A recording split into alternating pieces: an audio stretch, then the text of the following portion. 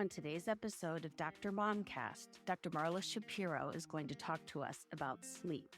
It's one of the cheapest, easiest, most legal performance-enhancing drugs on the planet. We hit topics such as daylight savings time, school start times, the teenage brain on sleep, and how to wind down at night. And the goal is to land the plane, not crash into the island of sleep. We are parents, friends, and women supporting women in science. We are real science, real moms, real life. This is Dr. Momcast. Welcome back, everybody. I'm Dr. Marla Shapiro here with some of my favorite sports neuropsychologist colleagues to talk about kids, sports, health, safety, and anything else that comes up tonight. I'm Dr. Alyssa Wicklund. I'm Dr. Beth Piroth. Dr. Summer Ott. I'm Dr. Sonia Mosh. And Dr. Lisa Nipple-Baca. Sleep. Well, we all love and don't get enough of, right? Let's talk about its effect on cognition. Let's talk about its effect on emotion. We'll talk briefly about it in regards to athletes. Dr. Shapiro is board certified in behavioral sleep medicine, so she's an actual expert on this.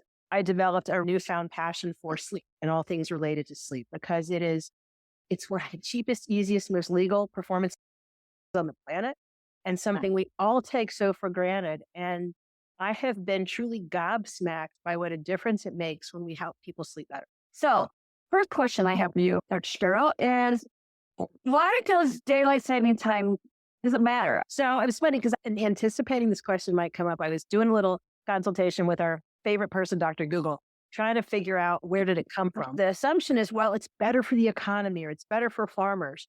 Honestly, I don't really know. I was talking to a physician colleague last year about the increasing number of medical associations pushing for a permanent switch to standard time. And I'm telling him the science behind it. He's like, well, I don't care. I just like it better because we have more light at night to do stuff. And it's funny because it doesn't give us more light. It's not like we can suddenly create more hours of sunlight in the day, shifting the clock. It just changes when we're exposed to that light. And when I look at the preponderance of data, there is no financial, no health-related reason to keep permanent daylight savings time other than, gee, I like it later, late at night, and we don't have to use the baseball lights as early. I mean, there's no logical reason. I'll add to that too. Last year, there was an international sleep conference, and it was during that time that somebody snuck into, I think, the Senate, the Sunshine Protection Act, to make daylight savings time permanent across the country. And the joke was you have every leading sleep researcher in the U.S. leave the country, and that's when they decide to pass that. This goes all the way to the top.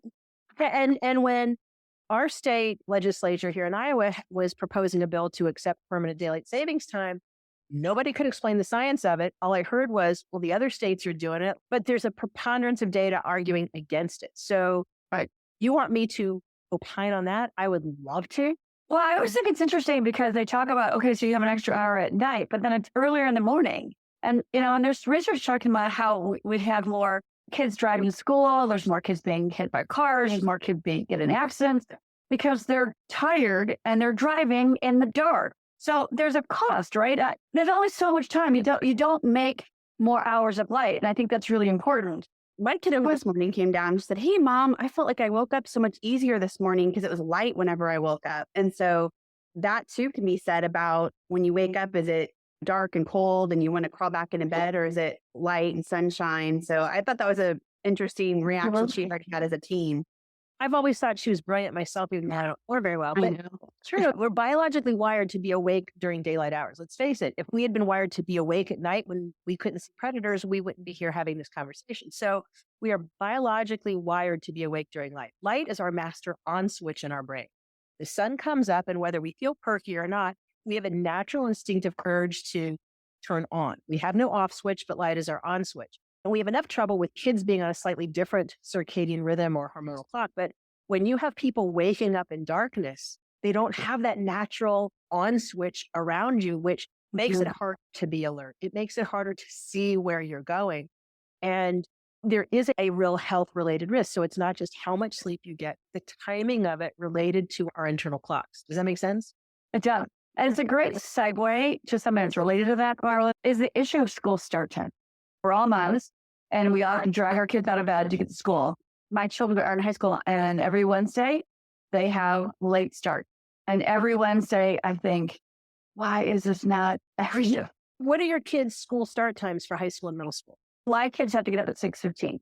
No, and I have These people start. boys who barely comb my hair and I got the door. They're at the bus at 6:40. And that's a normal day. So they get about, in an elite start, it's about 2 hours more. And so I think one of the things that I'd love to hear more about from you, Marla, is talking about that biological shift, because we can't get teenagers to go to bed at 9 o'clock. There's a couple parts to this. I mean, and the fact that your kids are getting up that early is the norm. The majority of schools across the U.S. start well before 8:30, but there are an increasing number of medical organizations have been calling for middle schools and high schools to start no earlier than 8:30 in the morning because of these factors. And can talk more about that because there are really no negative sides to it. A fifth of U.S. high school students, last time they were surveyed, are getting at least 8 hours of sleep. National Sleep Foundation recommends 8 to 10 hours of sleep for kids. So 4/5 of our nation's teens are not getting enough sleep. Wow. When you push back school start times to 8:30 or later, it's estimated that maybe half of all teenagers will then get enough sleep. That is huge. When you think about millions and millions of dollars that are wasted on health issues, people getting sick more often, drowsy driving accidents, school performance, suicide, depression, so many things. The costs are extraordinary. Well, not only because those costs kind of erased, we could save an average of almost $9 billion annually in costs just by pushing back school start time. So if we can make kids healthier, and save money. Astonishing. It is astonishing. Yeah. So again, light is our on switch. When we wake up in the morning, yes, light is supposed to alert us, but our bodies start to naturally produce hormones that build throughout the day to gradually increase our sleep drive or our need for sleep. So that in a perfect world, if everything works well, when it's time for us to go to bed, our need for sleep is so physiologically great, we fall asleep. That's not true for probably a third of this country at least, but I digress. But what happens is during the teenage years, because of all the hormonal changes, that sleep drive accumulates more slowly. So there are about a 2-hour shift relative to adults. So whereas most adults might be starting to feel tired or be ready for bed around 10 p.m. or so, teenage brains, young adult brains are operating on about a 2-hour delay. So 2-hour delay which way? Later. So they're going to want to go fall asleep later. Falling asleep later, that means they're more likely to wake up or be alert later. Most adults get sleepy around 10. I mean, thanks to my mother, who I can blame for most things, I'm a hardcore night owl. My body functions more like a teenager's in that way. I can be up till 1, 2, easy peasy. So for me, it's a fight to go to bed at normal adulting hours. But most adults are going to start feeling sleepy, ready to go to bed 10 o'clock or so. Teenagers stay up later. Is that trained over time? So you said you're a night owl, and that's just sort of how you've always operated. So does your body adapt hormonally then so that you are a night owl? I have to fight not to be one. Okay. So that's your natural proclivity. That's your my body wants to be up later. Yes. And I blame my mother, like any attribute I don't like. Can I ask a question about our teenagers who are staying up very late with their phones and their tablets and their iPads? Does that light activate the same part of the brain as the sun? Well, think about it. Light is our on switch. So anytime you take these small light emitting devices and put them close to your face, it's going to make it harder for them to wind down to go to sleep. We have this circadian rhythm that corresponds to a 24-ish hour cycle. Light comes on. But as evening draws near and light starts to change and dim, that triggers physiological processes. Our body starts to naturally produce melatonin hours and hours before bed. There are physiological changes that are going on that are triggered by changes in light. Basically, you got light close to your eyes, it ain't going to help. But not just that, it's an alerting thing too. Kids are into their social media. They're paying attention. They're bopping along TikTok. So is it the light? Is it what they're doing on the device? Is it that they're interacting with other people? Is it that they're doing those activities in their beds, which is incompatible with sleep? Guilty of all of those things, just like Marla. I am like Insta, Facebook, Pinterest, watch a show at the same time, and I sleep very well. Well, is it possible that you're falling asleep anyway because your body is so starved for sleep? Yes. Your brain must associate lying curled in bed with sleep. So when people read, watch TV, their brain's like, what are we doing? Are we sleeping? Are we watching TV? What are we doing here? So back to the melatonin. Like I said, our bodies start to produce melatonin naturally several hours before bedtime. And I'm quick to say, melatonin sucks. And I throw it out every bottle in my house. But there are good uses for it, especially if you're worried with some of our athletes that are dealing with time zone travel and jet lag and other things. Judicious use of small doses of melatonin can be very helpful. That said, there was a great paper maybe 6 years ago where someone took all brands of melatonin because it's over the counter, it's unregulated. And they looked at what was in the bottles. Was it just melatonin, but also what was the dosage of what was in the bottles compared to what was on the label? And after reading that, that's when I threw away all our bottles. Besides the fact that they found other things like serotonin in these bottles, there was also tremendous variability in how much melatonin, from 75 or 80% to 4 times the dosage. And so that kind of variability is really disconcerting. I laugh because it's like you're taking it 30 minutes before bed, huh? And it's working, it's great. And is it really the melatonin from a biochemical standpoint? I don't think so. But when they take it, there's the relief and the drop in anxiety knowing they'll sleep. And anxiety is the ugly flip side of sleep, because sleep is the ultimate relaxation. So the more we can calm people down, AKA wind them down, the more likely they are to drop off to sleep. So you can give a sugar pill and probably have the same effect. But that's why I'm quick to say ditch the melatonin, especially because the other stuff we can do better. You mentioned some wind down strategies. I'm so curious. But it's wine. Wine. Did you know that wine is, and especially red wine, is high in histamine? So for a lot of people, the proverbial red wine, 2-3 glasses of red wine in the evening, can actually disrupt sleep or make it harder to fall asleep or stay asleep. You had me until you said that. I know. I was with you till that part, and now I'm like, I don't know if she knows what she's talking about. It's like a lot of things. Different bodies tolerate different things. And we know alcohol affects REM sleep too. So that's an issue. People will drink alcohol to wind down, and then they pay for it because the quality of their sleep is impaired.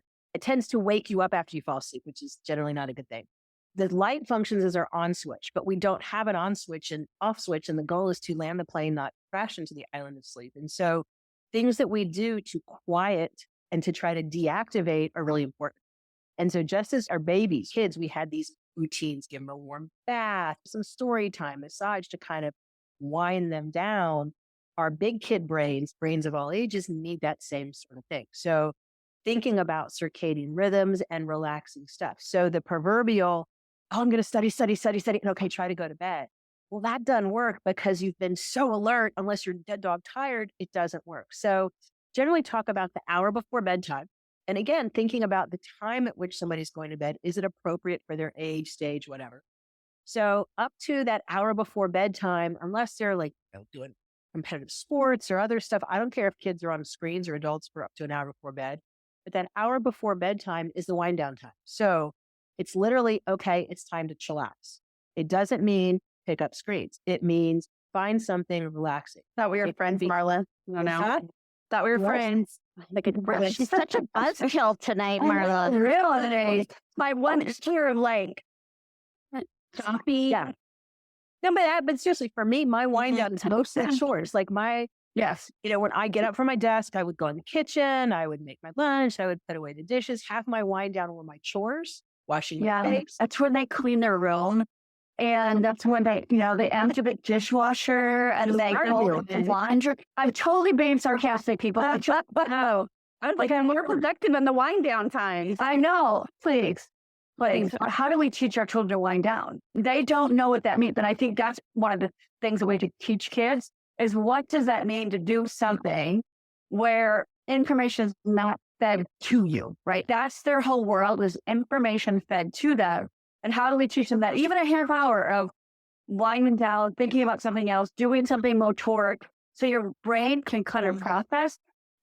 I think any parent out there is going to understand this challenge. And so part of it is, what are we modeling? Guilty parent included. Some kids like watching TV. I'm like, fine. Instead of Netflix on your phone, could you go into the living room and at least watch the screen across the room? I'm not going to remove electronics completely, but let's get them out of bed. When we were younger and our parents wouldn't let us sit clear of the TV because we'd ruin our eyesight. No, we'd go blind. They were right. My eyes are terrible. Is there the same effect with audio? So, for example, could Summer have Siri read the Instagram or Twitter feed to her? Or Oh, I think it's a legitimate question that comes up a lot because everything is on a screen, right? You tell your child, I want you to read before bed. Well, they don't have textbooks. Everything's on their computer or it's on their reading device. So what are your thoughts on audio? I mean, Great question. funny because like, I know, but you like audiobooks. I have to do something. Like I love the tangible book in my hand, and audiobook, my mind wanders. I need to look at it. I don't like listening to it. But if somebody wants to just sit in a chair, twiddle their thumbs or knit or crochet, listen to it, who cares? Oh, my kids are really into crocheting. I love it. I had that. They were. Yeah, but it is hard, especially for active guys. If you're watching TV on the couch, that's not so bad as long as you don't fall asleep. I have people make crafts, stuff. There's chores and stuff you can do. Kids don't necessarily want to, but then think about it. If they shower at night, they can pick out what they're going to wear to school, maybe make their own lunches or pack their bags, get their sports gear together, shower. That's a wind down routine. It's all your preparation for bed and it's stuff you do. So that's not so bad. You're blowing my mind here. I thought wind down means you sit, you have your chamomile tea. Honestly, I did not realize that you can still be moving and thinking and doing. I really didn't. I'm being sincere. So that is so helpful to know that the wind down can be preparing for the day. I thought I was supposed to just sit and it's quiet and I'm not moving. So I'm learning. This is fantastic. Funny, the things we take for granted. Right. One of the lists I got from one of my insomnia training classes had like crazy stuff like ironing. Like, I don't even think I have an iron, but yeah, it can be moving, but you want some consistency. Like if my dog eats at 7:30 at night, I could be at my desk in my home office until 10 p.m., get up, move around, he doesn't stir. But if I get off the couch anytime within 2 hours of dinner time and go close to my pantry, he goes bonkers thinking it's time. So if we can train him, surely we can train ourselves. And so they're all times, right? But so routines can be okay. It's training ourselves. It's time to wrap up the day. And for me, there was something almost satisfying, even though it's chore-like, of cleaning up my kitchen, taking care of stuff, getting ready for bed. It was my cueing myself. It's time to go to bed. Thing though, it's very normal to have a bad night's sleep sometimes. If you can't sleep during the night, to revert back to your evening things. Does that mean you have to add more housework? Oh no. Some part of TV is often my wind down time, especially if it's really good new Christmas movie at Hallmark season. I love that. It's my schmaltz, Beth. What can I say? Can we say that Marla's Jewish and her favorite pastime is watching Hallmark? I love that. We actually have Hallmark bingo. We have bingo cards that I have made with all the shit out. Hallmark. It would make a great sponsor. Hallmark would make a great sponsor. My cable provider has 3 more Hallmark channels. That is how I think it. But we have that and HGTV. So the flip side, HGTV is my guilty pleasure. And my husband keeps saying, why does our house look like this when you watch all this HGTV? I wanted to just chime in on Marla's tips about winding down strategies. I find that it's actually been helpful. We call it a brain dump technique. You just have a notebook by your bed on your nightside table and just a low light on, not the big overhead light. Dump whatever's in your brain on the paper. It's like removing the cognitive load from up here. So whatever's swimming around, that's going to cause that latent anxiety when you're laying down. Remove it, dump it onto the paper. Sometimes it ends up to be almost like a journal or stream of consciousness stuff, but sometimes it's to-do list stuff, right? Like, I didn't finish this today. Crap, this is due tomorrow.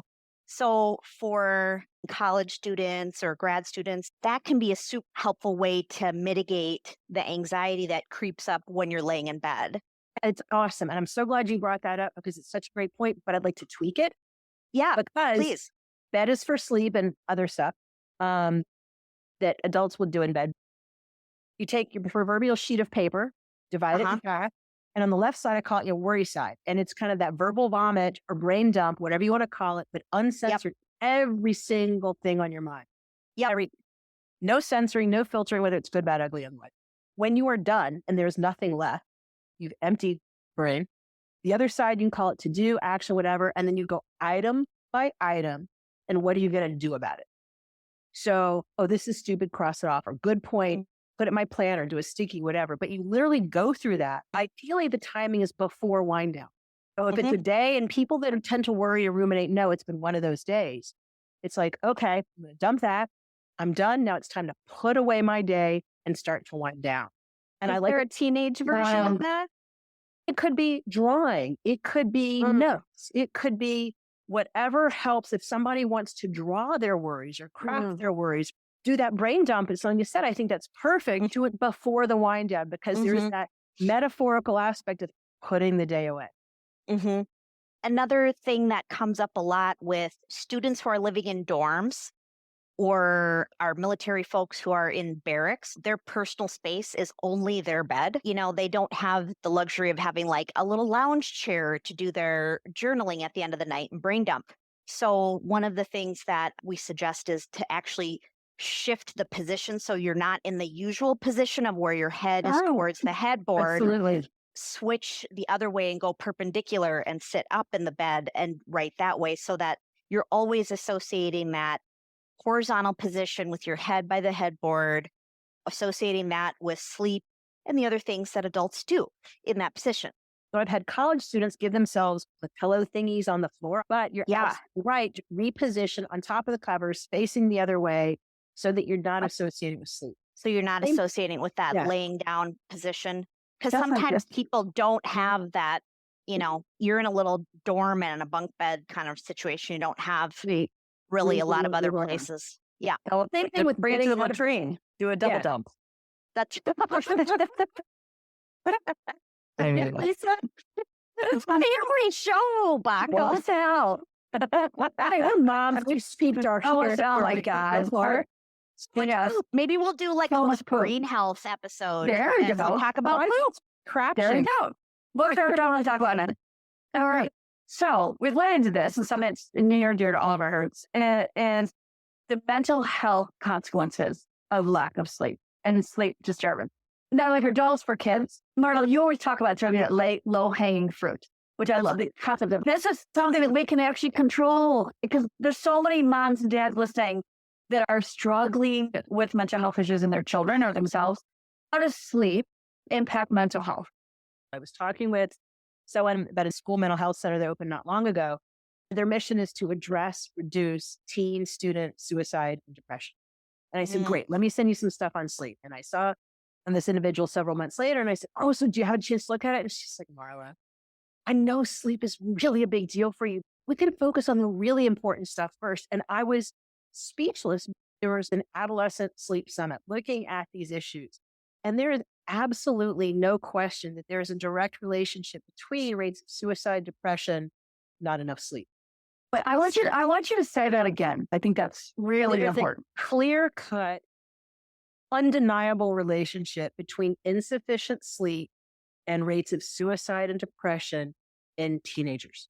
Period. Mic drop. End of discussion. Why I'm so passionate about school start times, because we take kids, the vast majority of our nation's teens aren't getting enough sleep. You push back school start times to 8:30, and by the way, don't sneak in the 5 a.m. swim before that.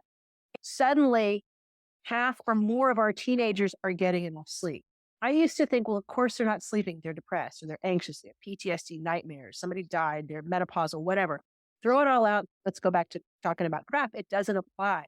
And that if you treat sleep disorders or insufficient sleep or not enough sleep, insomnia, disrupted sleep, you will improve mental health. You'll reduce anxiety, depression, suicide, all those things. And if caring about our kids' mental health isn't really enough, let's look at it from a dollars and cents perspective.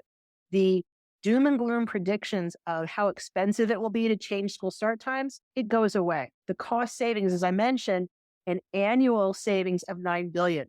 But even if you look at adults, there was a survey using Health and Human Services data a few years ago looking at incremental healthcare costs associated with various illnesses, whether it was heart attack, other cardiovascular stuff, breast cancer, whatever.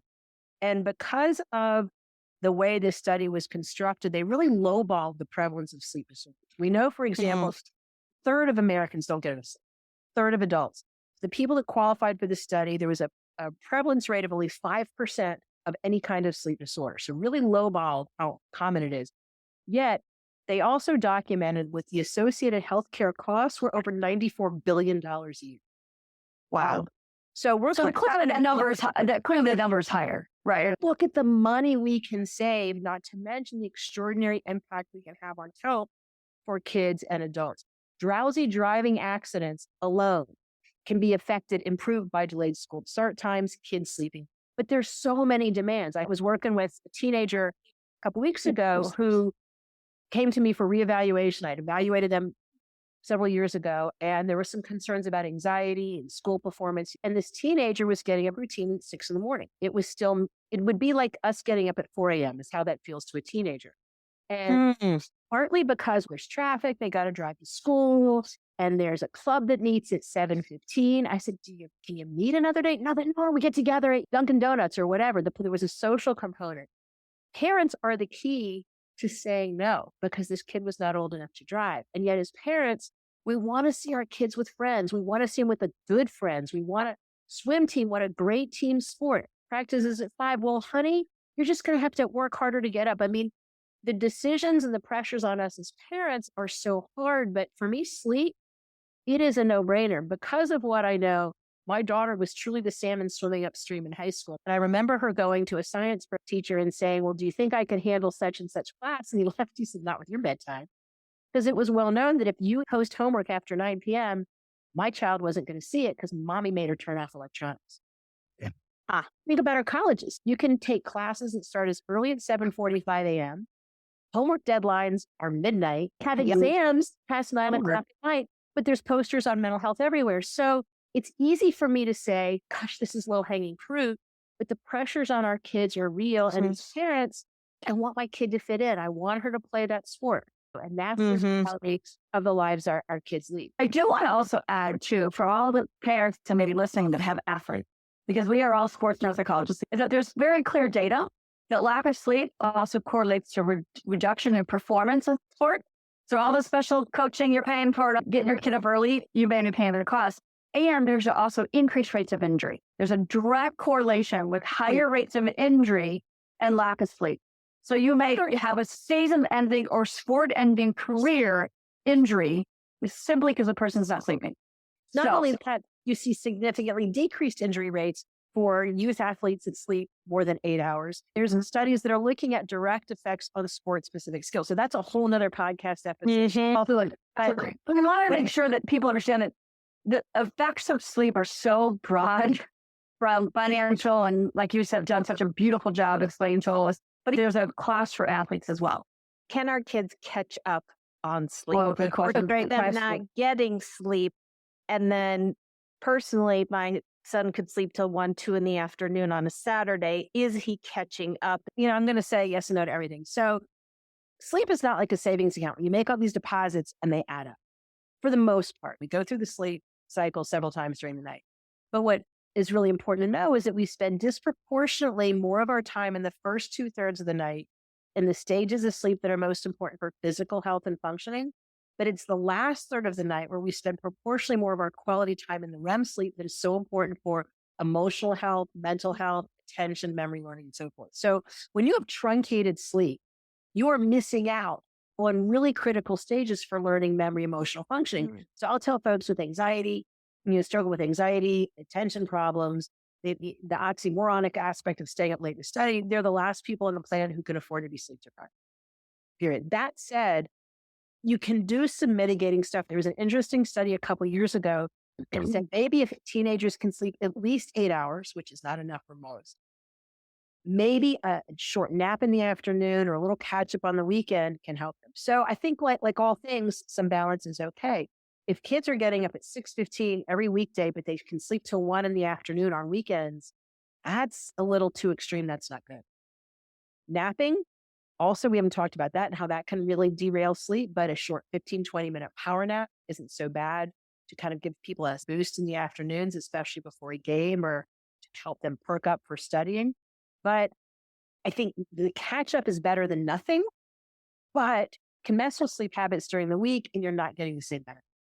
For someone who's healthy, active, not prone to catching colds, COVID, viruses, struggling with mental health or sports injuries, they're getting away with it, but not everybody can. And that's the challenge. And to me, if someone is struggling with mood, I'm not going to think first, let's get them some Prozac. Let's look at sleep. Let's look at exercise. Let's look at these other things. Different bodies have different needs and can take it in different ways. Does that help? Absolutely. Great explanation. I'm curious to know, what do you pick up as the takeaways? So here's my litmus test to see if I delivered my message. I'm curious what points hammered home with y'all as moms and colleagues who work with athletes. And then let's see if I have anything else to add. So this sounds like one potato chip. So I want more, and you're going to give it to us. I have my two boys. They are both hockey players. My middle schooler is at the bus stop at 7 a.m. A lot of times he's coming off the ice at 10 p.m. and then is up at 6. And so I feel yucky about that. I'll be honest with you, even though you just told me how terrible it is for him. And it's reassuring that the wind down time, like you said, he is winding down. I didn't think he was winding down, but he is. He's coming home. He does a load of laundry every night. He takes a shower every night. This is one of my children. Don't look at me like I'm some kind of a saint. I know. I'm like, wait, is all in laundry? That's a whole podcast episode right He there. grabs my kids, right? and then he goes to bed. Feed your brains. Yeah, exactly. No, but he does have these wind down routines that I've never thought of them like that. And let me interject too. I say an hour. Some people, again, if your habits are all really good, and this is why I love working with teenagers and athletes, because they want to stay up as late as possible and get as much of their lives as they can and sleep in the mornings as much as possible. So I'm their friend in that regard. But if they can be really sacrosanct about bed is only for sleep and other routines, maybe they only need a half hour of wind down. But that wind down is important. And when they come home with the adrenaline rush of a great game or super practice or whatever, they need to wind down, and that can take different shapes and forms. And Marla, for me, what I think as a parent to teenagers, I really like the sense of control here. I go, as a parent, there's something that I can do here, that I can talk to my kids. I can look at these things and say, can I contribute to improve mental health, improve physical health, improve sports performance, whatever it's important to you as a parent. I think it's a really important take-home message for any parent who, we're all just trying to do our best, sure, people, right? I mean, we're all just trying to figure this out. And so if I am just in strict control, because most of the time I feel like I've done, I think it's a good thing. So I still appreciate the information that you gave just tonight, Marla. Well, and I would also, I want to put a plug for my behavioral sleep medicine colleagues. This is the fun part of my job, because when I'm working with teenagers are in my office or virtually, they clearly want to do something, whether they want to perform better or get their parents off their back, whatever it is. I love giving teenagers and kids the control. Education about sleep. Teens are way more fun, than people our age, because they want to do better. And once they understand the whys, they're like, oh. And then they have choices, and they know what the consequences are of their choices. Your son, Lisa, if he has to get up early and that ring time, we got to make him as efficient as possible. Figure out, can we get in cat naps in the afternoons, and how to give him some more bankable sleep time on weekends. I mean, those are highly motivated. So this is not only a way for us to have some control in our kids' lives, but to give them control over their lives by making healthy choices, which they don't always get as often as they want. I think about all the kids in my life that I've diagnosed with ADHD. And how many sleep disorders, how much narcolepsy have I missed? I mean, that's a whole other conversation. Peak age of onset narcolepsy, which can present very much like depression and or ADHD, peak age of onset of symptoms is 15. And so there's lots of stuff that I don't think we as professionals get that training, which is why I love this opportunity to talk to y'all. Our time is coming to the end here. And so I want to talk about our takeaways. First of all, vote, talk to legislature, promote daylight savings time bad, save standard time good. There's a website, savestandardtime.org, that has all kinds of data. And what's interesting is, for a state to keep year-round daylight savings time, it literally takes an act of Congress. But a state doesn't need anybody's permission to revert back to year-round standard time. Arizona does it. One other state does it. Indiana. Yeah. So that's fantastic. So I think parents, if you are inclined to lobby or talk, that's something you can do. Can you say that website again? savestandardtime.org.